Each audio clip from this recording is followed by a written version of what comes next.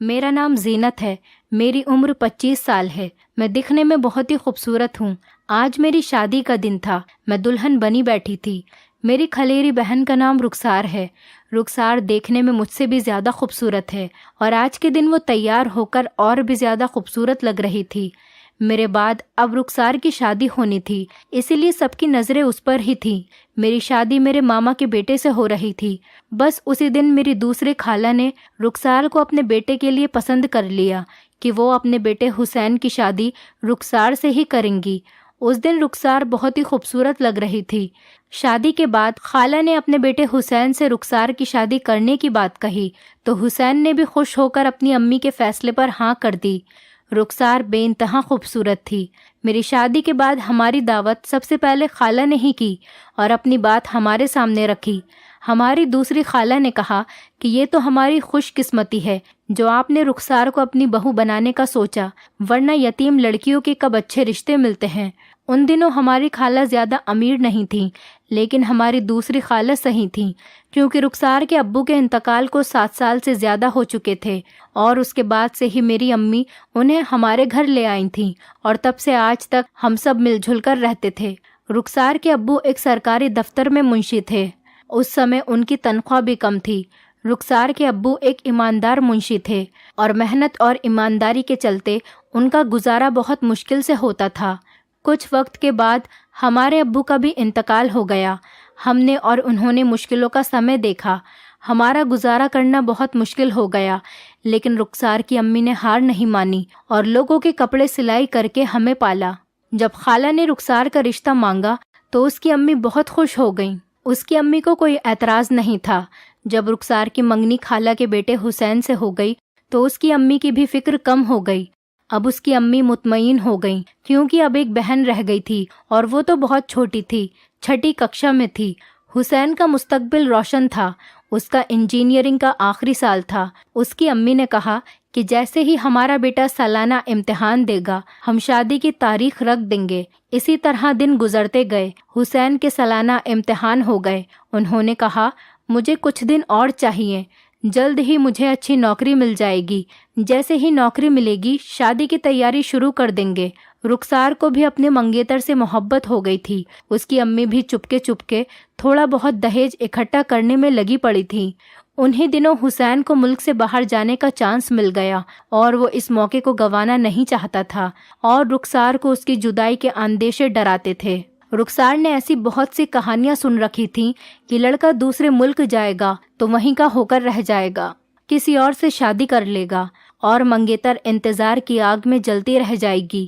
امی نے خالہ سے بات کی تو وہ بولی یہ میرے بیٹے کے مستقبل کا سوال ہے، ایک بار میرے بیٹے کو جانے دے، بس 1 سال کی ہی تو بات ہے، وہ 1 سال بعد آ جائے گا، تب تک ہم بھی اچھی طرح شادی کی تیاری کر لیں گے۔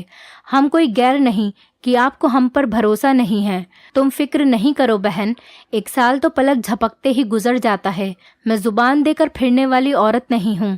ان کی تسلیوں پر رخسار کی امی نے اعتماد کر لیا۔ حسین دوسرے ملک چلا گیا اور میری بہن اس کے اندیشوں سے لڑنے کے لیے اکیلی رہ گئی۔ حسین نے سعودی عرب جاتے ہی اپنے دوسرے بھائی کو بھی بلوا لیا۔ اس کا ایک کمپنی سے 3 سال کا ایگریمنٹ ہو گیا تھا۔ دونوں بھائی خوب کما رہے تھے اور تقریباً ساری کمائی گھر ہی بھیج رہے تھے۔ اس کمائی سے ان کے گھریلو حالات بہت اچھے ہوتے چلے گئے۔ دولت تو انسان کی آزمائش ہوتی ہے، ان کے تو مزاج ہی 7ویں آسمان پر پہنچ گئے۔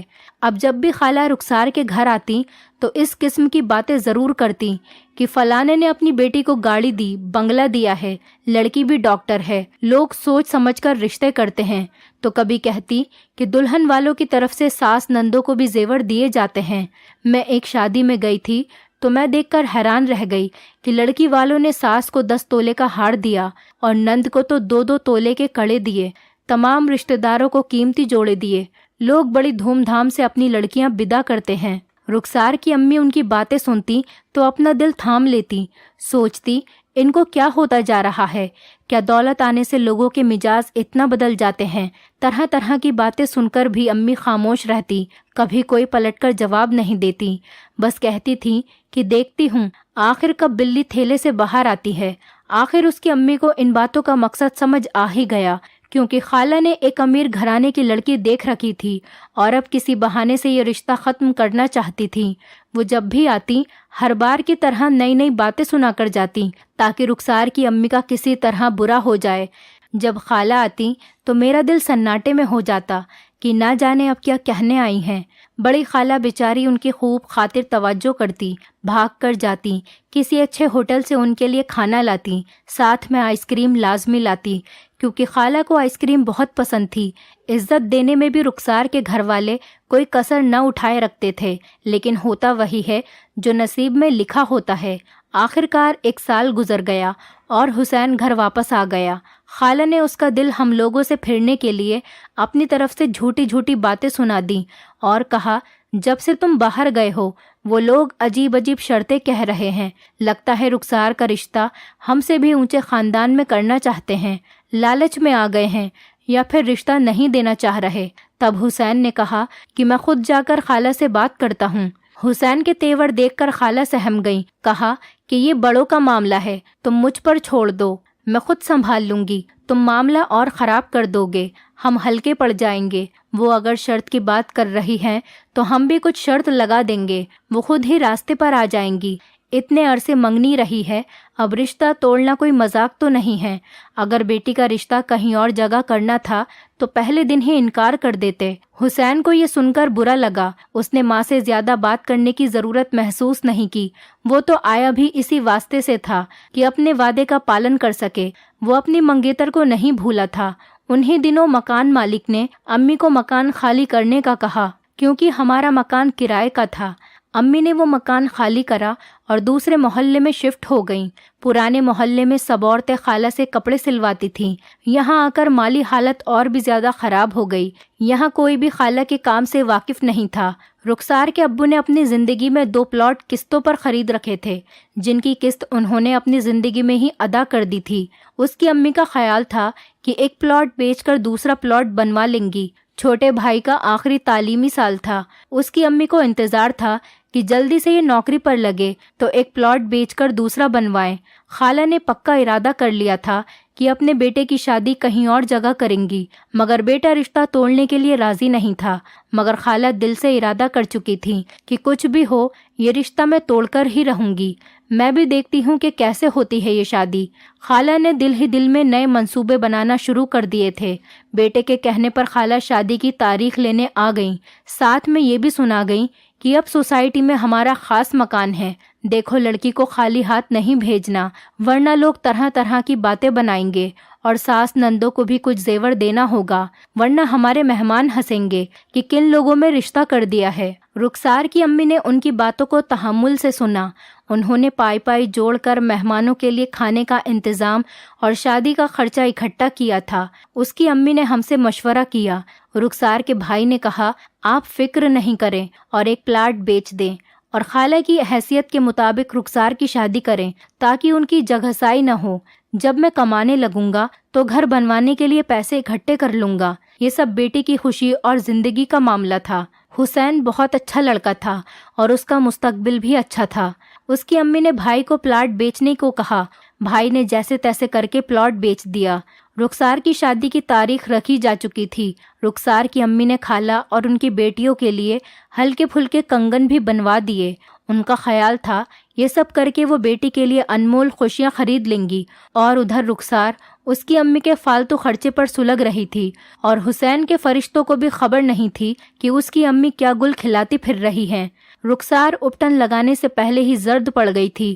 ڈھولک کی تھاپ سے اس کا دل ایسے دھڑکتا تھا جیسے اسے توپوں کی آواز سنائی دیتی ہو۔ ہم سب سمجھ رہے تھے کہ حسین کو ساری حقیقت معلوم ہے۔ اس کی ماں ایسے تاثر دے رہی تھی جیسے وہی اپنی ماں کو نئی نئی ہدایتیں دے کر ہمارے گھر بھیج رہا ہو۔ رخسار کو بھی رہ رہ کر اب اس پر غصہ آ رہا تھا کہ یہ کیا ہم غریبوں کے ساتھ ایسا سلوک کیوں کیا جا رہا ہے، کیا اپنے بھی ایسا سلوک کرتے ہیں۔ ادھر خالہ اس کی شادی ناکام بنانے کے لیے ایک نیا منصوبہ بنا چکی تھی جو انہیں شادی والے دن ہی انجام دینا تھا۔ مہندی والے دن خالہ بڑی دھوم دھام سے اپنے مہمانوں کے ساتھ آ گئیں۔ मेहंदी की रस्म से उन्होंने कब खामोशी से रुखसार की अम्मी का हाथ पकड़ा और कागज देकर कहा, बहन पहले इसे पढ़ लो, फिर मेहंदी की रस्म शुरू करते हैं। उसकी अम्मी ने कागज खोल कर पढ़ा तो उसमें कुछ चीजों की लिस्ट थी, फर्नीचर, गाड़ी और एक प्लॉट का मुतालबा था। ये पढ़कर उसकी अम्मी के हाथ कपकपाने लगे, मुंह खुला का खुला रह गया। उसकी अम्मी उन्हें कहने लगी, मैं इस वक्त तुम्हारा ये भारी मुतालबा कैसे पूरा कर सकती हूँ? आखिर तुम्हें हो क्या गया है? अगर ये सब दरकार था तो पहले दिन ही बता दिया होता। तुम हमारी माली हालत से अच्छी तरह वाकिफ हो। अब तो कार्ड भी सब जगह चले गए हैं। आज मेहंदी का दिन है। इस वक्त ऐसा मुतालबा ना करो जो मैं पूरा ना कर सकूं। क्यों तुम अपनी और हमारी इज्जत से खेल रही हो? वो कहने लगी, अगर ये सब चीजें नहीं होंगी तो भी हमारी इज्जत में कमी आएगी। देखो बहन, मुझे मालूम है तुम्हारे शौहर ने अपनी जिंदगी में 2 प्लॉट खरीदे थे। वो किस दिन के लिए रखे हैं? यही वक्त है अपनी इज्जत बनाने और शानो शौकत दिखाने का। अरे भाई, उनको बेच दो और अपनी बेटी की इज्जत बचाओ। अम्मी ने उनसे कहा, एक बेच दिया है, तभी शादी का खर्चा हुआ है, दूसरा कैसे बेच दूं? इतनी जल्दी कैसे बिकेगा? कुछ तो खुदा का खौफ करो। तुम कीमत लगा लो, मैं खरीद लेती हूँ, नहीं तो कार बाद में दे देना। फिलहाल प्लॉट और फर्नीचर से काम चला लेंगे। जो चीजें दुल्हन लाएगी वही इस्तेमाल करेगी। हमारे पास तो सब कुछ है। ये तो आप लोगों की इज्जत बनाने वाला मामला है। उसकी अम्मी इससे ज्यादा न सुन सकी। वो पलंग पर बैठ गईं और फूट फूट कर रोने लगीं। खाला को रोता देखकर मैं अम्मी के पास गई। जब हाल मालूम हुआ तो मैंने खाला से कहा, आपने बहुत कम वक्त में हमें इम्तिहान में डाला है। बहरहाल आप बैठिए, मैं अपने शौहर से बात करती हूँ। रुखसार एक तरफ माइयों बैठी थी, उसकी सहेलियां पास में बैठी थीं। मैंने उनको जरा देर के लिए कमरे से बाहर भेज दिया। रुखसार को बताया कि खाला प्लॉट हथियाना चाहती हैं। वो कहती हैं कि बेटी के दहेज में काम की कोई चीज नहीं है, कम से कम बेटी को प्लॉट ही दे दो। तुम क्या कहती हो रुखसार? रुखसार का चेहरा गुस्से से सुर्ख हो गया। जाने उसके बदन में उस वक्त कहाँ से खून आ गया था। आखिर उन्होंने क्या कहा था? उन्होंने कहा था, आखिर तुमने प्लॉट बेचा है तो बेटी को हर चीज देकर इज्जत से विदा करो। अब तुम्हारे पास रुपए पैसे की कमी नहीं है। अजीब बात है। उन्होंने बड़ी अजीब बात की। अपनी बेवा बहन के साथ एक बहन ऐसा कैसे कर सकती थी? ये सुनकर रुखसार ने दुपट्टा सर से उतार फेंका। बोली, मैं करती हूँ खाला से बात। नियत खराब थी तो इस मुकाम तक क्यों पहुँचाया? अब बारातियों के सामने हमें बेइज्जत करना चाहती हैं।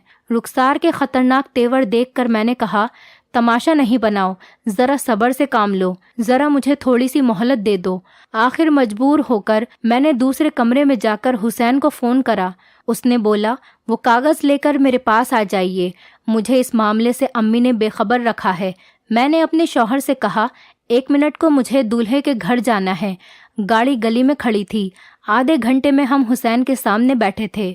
उसने कागज पर नजर डाली और कलम और कागज निकाला और मेरे शौहर से कहा कि मैं बोलता जाता हूँ, आप लिखते जाइए। खाला जान आपको भारी फर्नीचर, बर्तनों के सेट, फ्रिज, यहाँ तक कि कार तक दहेज में मिल जाएगी, लेकिन मेरी भी एक शर्त है।